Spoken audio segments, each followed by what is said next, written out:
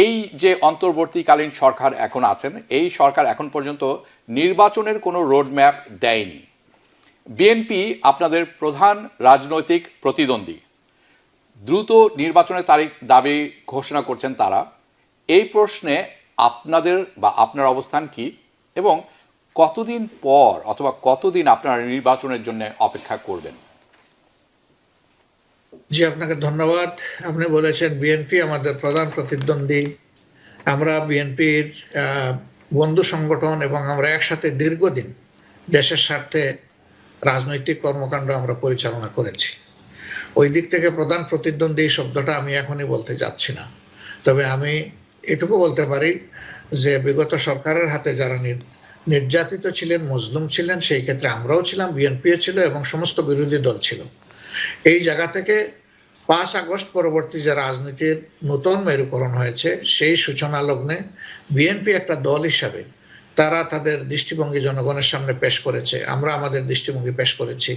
তারাও সংস্কারের জন্য জনগণের কাছে প্রস্তাব তুলে ধরেছে এবং সরকারকে দিয়েছে, আমরাও জনগণের কাছে তুলে ধরেছি এবং সরকারের কাছে পেশ করেছি।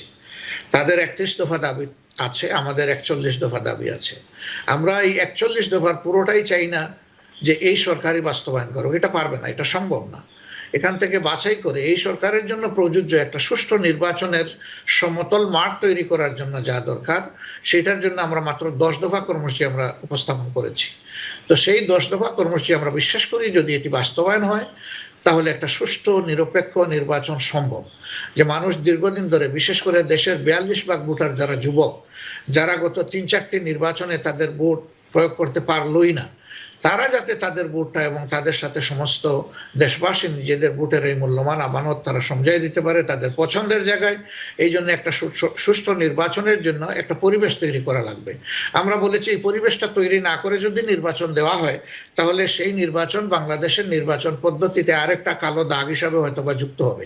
আমরা ওটা চাই না, জনগণও এটা চায় না।